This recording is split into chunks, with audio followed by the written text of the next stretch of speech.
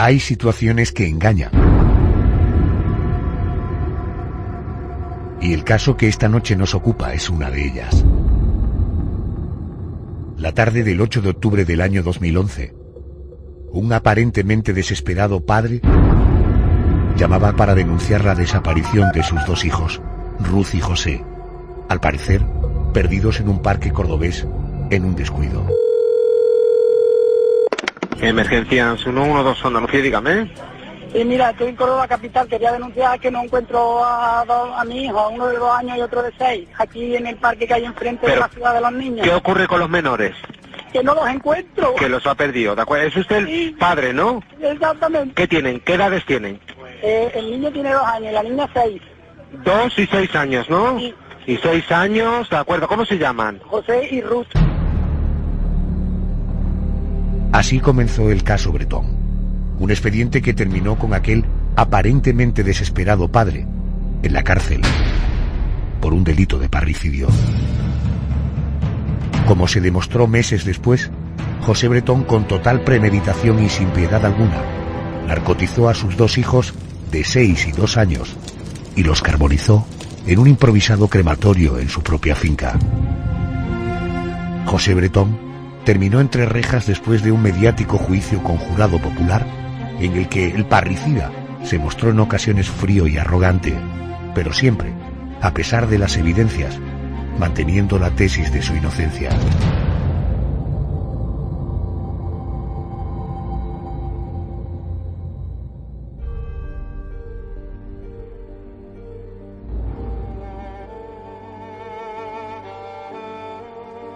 José Manuel Frías, buenas noches y bienvenido. Buenas noches, Adolfo. Vamos a abrir el expediente del caso Bretón, una historia que comienza aparentemente con un padre que pierde a sus 2 hijos en un parque de la capital cordobesa. ¿Cómo fue la escena? Bueno, todo empezó el sábado 8 de octubre de 2011. José Bretón, el padre de las víctimas, un exmilitar retirado, había recogido a sus hijos a la 1 del mediodía en la casa de la hermana de Ruth, su mujer, una veterinaria afincada en Huelva. La pareja ya no convivía y de hecho ella estaba tramitando el divorcio, pero habían quedado en que José recogería a los 2 niños ese día y así fue. Desde allí se los llevó a la finca Las Quemadillas, que pertenecía a su familia, aunque habitualmente solía estar deshabitada. Según el testimonio inicial, las criaturas comieron una pizza mientras el padre quemaba fuera unos recuerdos de él y de su mujer. Cuando los hermanos José y Ruth, de 2 y 6 años, se despiertan de la siesta, Bretón los lleva a las 18:40 a un enorme parque de la capital que lleva por nombre Ciudad de los Niños y de las Niñas, también conocido como Parque Cruz Conde. Y bueno, se supone que en ese instante el hombre pierde de vista a sus hijos y no los vuelve a ver. Y es en ese momento cuando llama a emergencias para denunciar la desaparición de los menores. Recuerdo haber escuchado la grabación de aquella conversación entre José Bretón y un agente de policía. Y no sé a ti, pero a mí me chocó mucho ver cómo iba cambiando incluso el propio registro de su voz.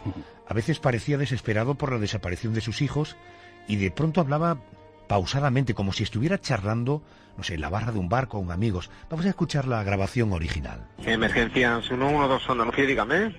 Sí, mira, estoy en Córdoba capital, quería denunciar que no encuentro a mi hijo, uno de 2 años y otro de 6, aquí en el parque que hay enfrente de la ciudad de los niños. ¿Qué ocurre con los menores? Que no los encuentro. Que los ha perdido, ¿de acuerdo? Es usted el padre, ¿no? Exactamente. ¿Qué tienen? ¿Qué edades tienen? El niño tiene 2 años y la niña 6. 2 y 6 años, ¿no? Sí. Y 6 años, ¿de acuerdo? ¿Cómo se llaman? José y Ruth. Y Ruth. ¿Apellidos? Bretón. ¿Perdón? Bretón. Bretón, ¿no? Sí. José y Ruth Bretón, ¿de acuerdo? ¿Están bien ellos? ¿Necesitan asistencia médica? ¿Están en tratamiento algo? No. Asistencia médica no, supongo. ¿Y qué tiempo hace que los ha visto? Pues ahora ya media hora que no los tengo localizados. Media hora, ¿no? ¿Cuándo los sube la última vez? ¿En el parque? Sí, claro, sí, vamos al parque de la ciudad de los niños y hemos atravesado el parque. Perdido en el parque, muy bien, vamos a ver. Cualquier caso, usted los vio en el parque, estaba junto con ellos, ¿no? ¿Y cómo fue el momento? ¿Que usted se descuidó y ellos se perdieron de vista o cómo? Aquí un poco tumulto de gente y cuando he hecho mano a ellos, pues no los veo. Denuncio supongo que aún no hay, ¿no? No, si no me ha dado tiempo. Claro, entiendo. Pues de pronto parece que se emociona, que llora. Sí. como de pronto está frío, ¿no? Un comportamiento como mínimo sospechoso. Bueno, tan sospechoso como el hecho de que él decía llamar desde la puerta del parque y el registro telefónico posterior demostró a la policía que la llamada fue realizada desde la finca, desde Las Quemadillas. Pero por aquel entonces nadie, ni siquiera Ruth, la madre de los niños, señaló a José como causante de la desaparición. En tal caso se le culpaba por el despiste, por el hecho de haberlos perdido. El lunes 10 de octubre, la policía científica realiza el primer registro en Las Quemadillas, donde encuentran la hoguera en la que el padre de los niños quemó las fotografías y demás recuerdos de su matrimonio. Entre las cenizas aparecen también restos óseos y se encienden las alarmas, pero los expertos dicen que son restos óseos de algún animal. En todo caso, ya empiezan a recaer sospechas sobre este individuo, sobre José Bretón. José Manuel, ¿por qué? ¿Qué pasa para que Bretón se convierta en sospechoso? Bueno, ocurrió algo crucial en la mañana del miércoles 12 de octubre. La policía analiza las cintas de seguridad de la ciudad de los niños y de las niñas y, asombrosamente, los niños no aparecen por ningún lado. En cambio, sí se ve a José Bretón completamente solo, e incluso haciendo el gesto de taparse el rostro al darse cuenta de que hay una cámara que lo está enfocando en la entrada. Digamos que así se produjo el punto de inflexión en esta historia. Y después de varias contradicciones, el hombre es detenido el martes 18 de octubre. El juez asegura en ese momento que hay indicios de criminalidad en la desaparición de los pequeños, aunque en todo momento José Bretón lo niega. Aunque no han aparecido los cuerpos todavía, a final de esa semana Bretón ingresa en prisión sin derecho a fianza por los cargos de detención ilegal de menores y simulación de delitos. Su única salida de la cárcel, junto a varios agentes, es para recrear su versión de los hechos desde los propios enclaves, siendo recibido además, y como es lógico, por los abucheos de la gente. Mientras tanto, José María Sánchez de Puerta, su abogado, pretende que se tome en cuenta un posible trastorno bipolar que hace que el sospechoso se evada de la realidad. Ya en ese momento el caso es absolutamente mediático. Mientras tanto, los niños siguen sin aparecer, ni vivos ni muertos. Así que la familia materna sigue albergando la esperanza de que los dos hermanos hayan sido secuestrados y sigan vivos. Se activa incluso el Código de Búsqueda Internacional por medio de la Organización Internacional de la Policía Criminal y de la Interpol. Pero pasa el tiempo y no hay noticias. Efectivamente, el tiempo va pasando sin ningún tipo de noticia favorable y se van sucediendo las manifestaciones y las marchas solidarias para apoyar a la familia materna. Pero fíjate, tuvieron que pasar 11 meses para que la realidad saliera a la luz por medio de un nuevo estudio de los restos óseos aparecidos en la finca Las Quemadillas. Aquello sí que lo cambió todo. Fue el antropólogo forense Francisco Echevarría quien, nada más tener aquellos restos delante de él, se da cuenta del grave error que se ha cometido por parte de su homóloga Josefina Lamas. A simple vista percibió que aquello se trataba claramente de huesos humanos. Escuchamos declaraciones de Jorge Fernández Díaz, ministro de Interior. Si se hubiera producido un error en el ámbito de la investigación científica, pues ya hablaríamos en ese caso, pero estaríamos hablando de un error científico, no de otra cosa. En ese caso y en esa hipótesis yo aplicaría la máxima de que el mejor escribano comete un borrón. Esta noche tenemos el honor de poder contar con el señor Echevarría. Su investigación modificó del todo el rumbo de la historia, porque ahora ya había no solo un sospechoso, sino los cuerpos de los pequeños. Vamos a saludar al antropólogo forense Francisco Echevarría, profesor titular de Medicina Legal en la Universidad del País Vasco y subdirector del Instituto Vasco de Criminología. Profesor, buenas noches y bienvenido a la cadena COPE. Buenas noches, saludos, sí. ¿Por qué pudo la perito forense Josefina Lamas cometer un error tan aparentemente de bulto, confundir restos óseos de animales con restos óseos humanos? Sí, la verdad es que yo creo que el error se justifica en la falta de conocimientos en una materia, en este caso tan especial o tan poco frecuente como lo que puede ser quemar un cuerpo hasta el nivel de la incineración. Casi todos los forenses o todos los forenses del mundo tienen mucha experiencia en cadáveres carbonizados, por ejemplo, accidentes de tráfico, accidentes laborales, por ejemplo, pero enfrentarse a restos mucho más degradados que llegan a estar completamente quemados en sus partes blandas y en la parte del hueso también hasta el nivel de la calcinación, digamos que ahí la experiencia pues no es tan alta, o simplemente por frecuencia de casos no es una cuestión que puedan dominar todos los especialistas. Permíteme una pregunta porque, claro, los que nos sentamos aquí, José Manuel, usted y yo, estamos documentados en el asunto. Por supuesto, usted tiene todos los detalles, todos los matices, pero puede haber oyentes que no entiendan si a priori el primer estudio de los restos óseos parecía correcto, ¿por qué se realiza un segundo análisis?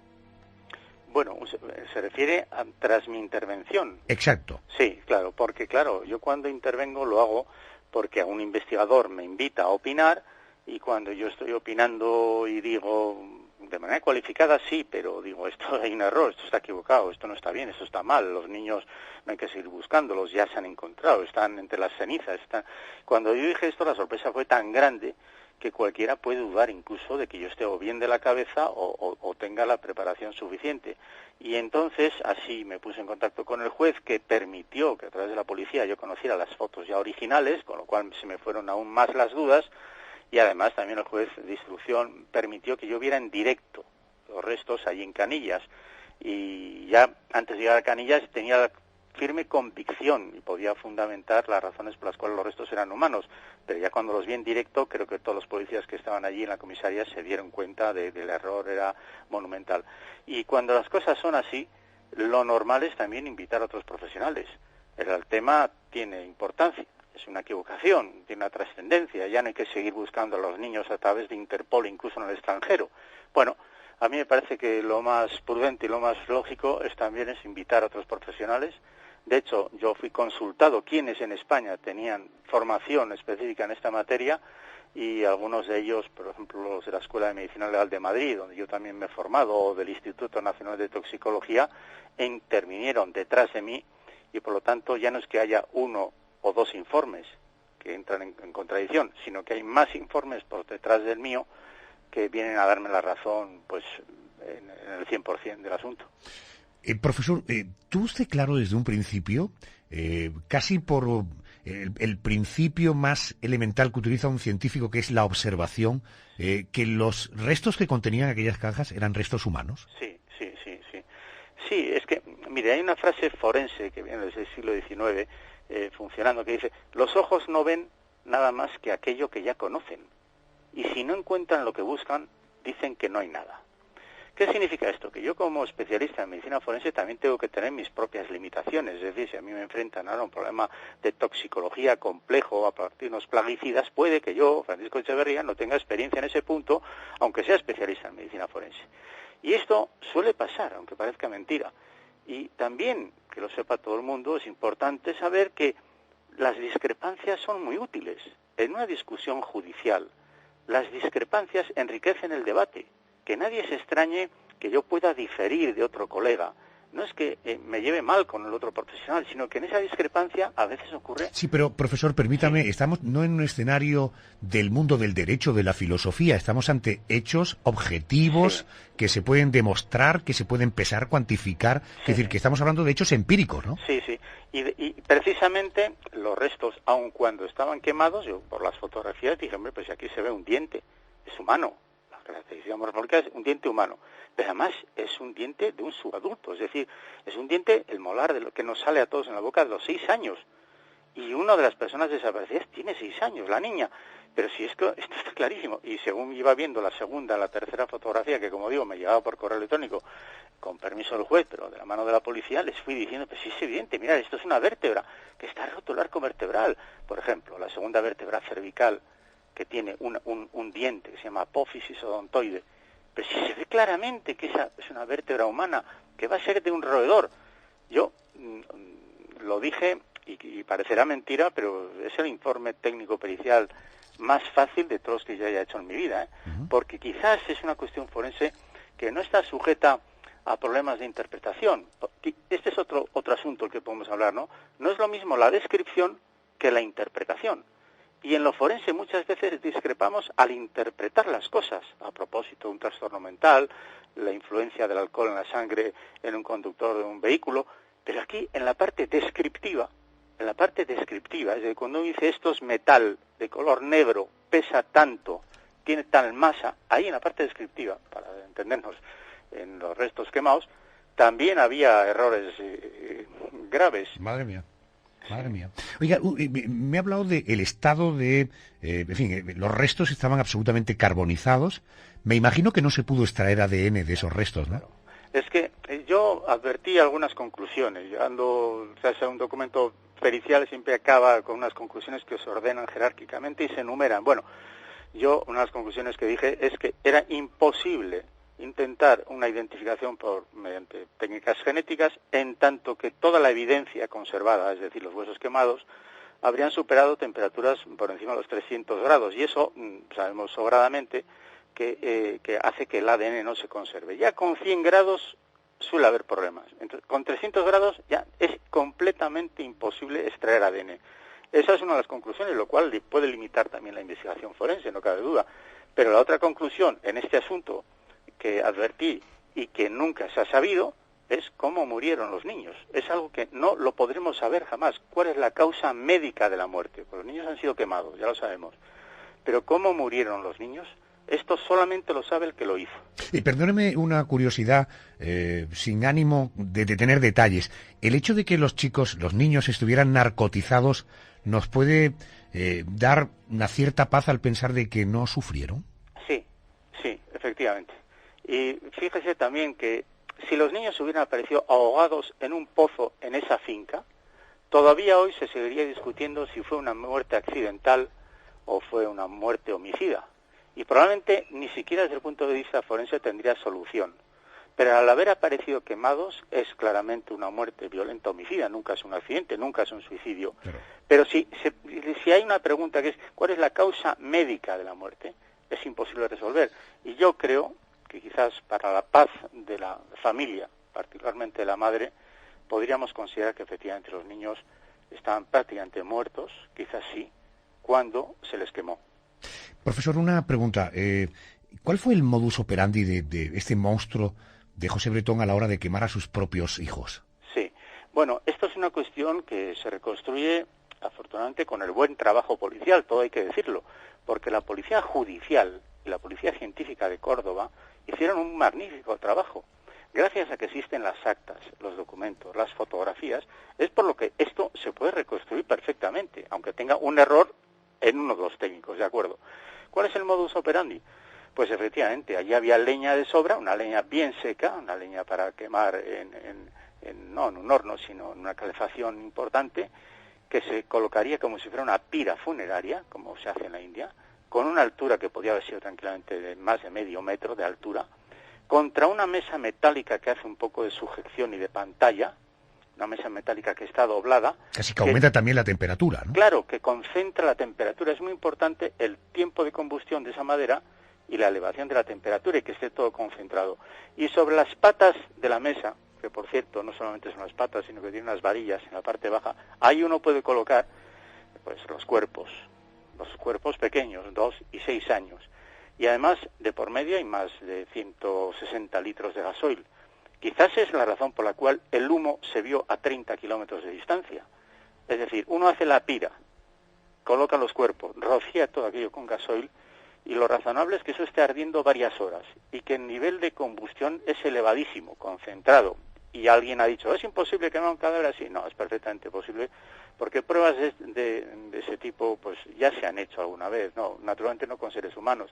Y eso es perfectamente posible, y así, horas más tarde, aquello estaría que uno no se podría ni acercar. ¿Por qué había un palo, casi como una pértiga, de varios metros de longitud, junto a la hoguera, que estaba en parte quemado? Porque es la vara, la pértiga, con la cual uno movería parte de las cenizas cuando se estaba produciendo pues esa combustión, porque no se podría ni acercar. ¿Por qué los árboles que están al lado de esta pira funeraria están prácticamente quemados?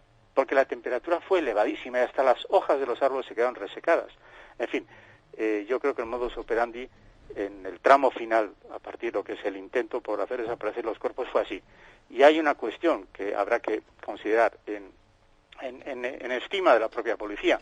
Menos mal que la policía de Córdoba, la noche o la tarde-noche en que el padre dice que han desaparecido los niños, acompañó al señor Bretón a la finca, porque esa misma noche, a las 12 de la noche, quedó intervenida la finca. Si la policía de Córdoba no se toma en serio este asunto desde el minuto cero y no acompañan al señor Bretón a la finca, es probable que cuando hubiera regresado esa noche el señor Bretón o la mañana siguiente, ya con las cenizas frías, ya donde no puede acercarse a la hoguera a tocarla, las hubiera hecho desaparecer. Y entonces lo único que hubiera habido allí sería una mancha, pues de una arcilla en el suelo muy endurecida, y no hubiera quedado ni un resto o rastro, ni siquiera de las cenizas de los huesos. Pero como la finca quedó intervenida en esa posición de manos de la policía, eso fue, yo creo, la perdición, porque ahí está la evidencia, que conservada adecuadamente, por cierto, y sin ninguna manipulación, pues es una materia que ha podido ser objeto de análisis forense en el tiempo posterior. Señor profesor, gracias por atendernos. Gracias y buenas noches. Saludos. Sí. Gracias. El caso Bretón dio, por lo tanto, un giro después de descubrirse, en la finca de las Quemadillas, aquellos restos de 2 niños que coincidían con las edades de José y de Ruth. Aquella bestia había asesinado a sus propios hijos.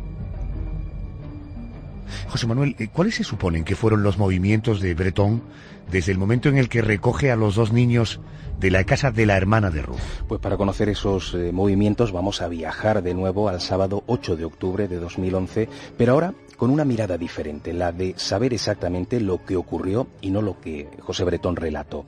Parece que José lo planificó todo con detalle, eligiendo la finca Las Quemadillas como el lugar idóneo para acabar con la vida de sus hijos. Los preparativos además habían comenzado algo atrás. Bretón solía visitar en ocasiones a un psiquiatra para ser tratado de ciertos problemas mentales, y en días anteriores lo había visitado de nuevo pidiéndole la receta de algún tranquilizante.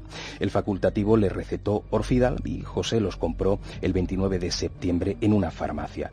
Por esas fechas, días antes de los sucesos, preparó una buena cantidad de leña en la finca y adquirió también cantidades grandes de gasolina. Fue tan meticuloso que hizo una prueba con sus 2 sobrinos pequeños, a los que llevó al colegio y los dejó solos por un momento, fingiendo que los había perdido.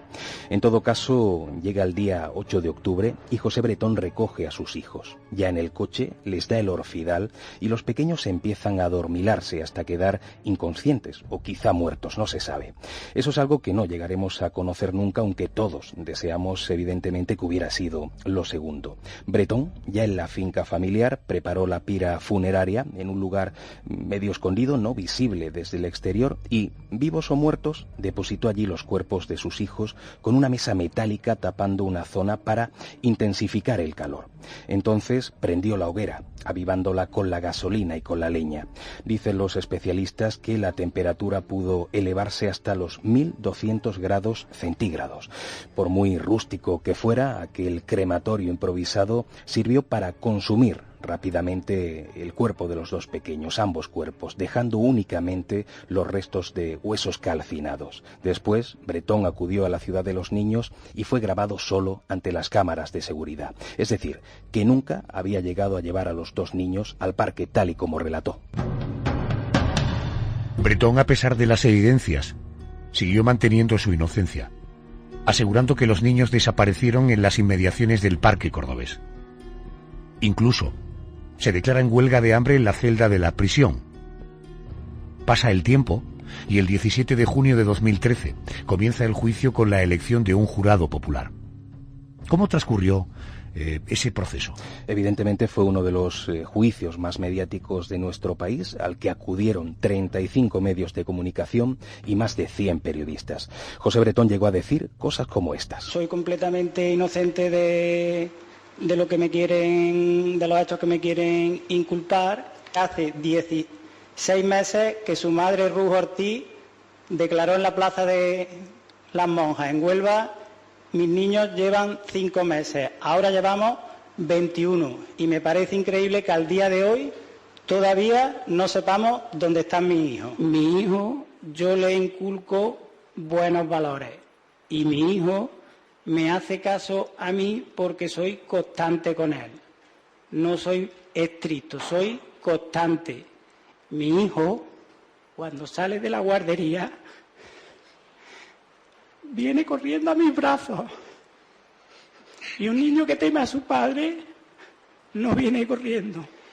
Yo no le he dicho que lo tema, yo a veces no he hablado, he dicho que coja a su hijo. Bueno, pues yo se lo digo así, de esa manera. ¿Y su hija? Mi hija ¿Le obedecía también, una niña buena? hace caso tanto a su padre como a su madre. Y mi niña, cuando pide agua por las noches, dice papá agua. Dice papá agua. Entonces usted entiende que los niños no le tenían miedo. Mis hijos no me temen, me adoran y yo los quiero a ellos con locura. No, pues yo me considero un padre, pues bueno, que quiere a sus niños, constante en su educación y que intento inculcarles unos valores que nunca nadie me los ha recriminado. Me han dicho que se sienten orgullosos de cómo yo educo a mis niños. José Bretón, a pesar de las pruebas que lo convertían en asesino de los niños, declaró con total descaro, como hemos oído, que quería con locura a sus hijos, que daría la vida entera por ellos. Además, aseguraba que los restos de la finca no pertenecían a ellos y que debían de estar en algún lugar. El 12 de julio, el jurado consideró culpable a José Bretón, condenándolo a 40 años de cárcel. El jurado lo consideró en base a los siguientes puntos. Consideramos que el acusado concibió que el lugar más adecuado para la ejecución del crimen sería la finca de sus padres en Las Quemadas, desde un primer momento, probado por unanimidad. Este hecho está probado con base en las evidencias y declaraciones siguientes. Los huesos proceden de la hoguera.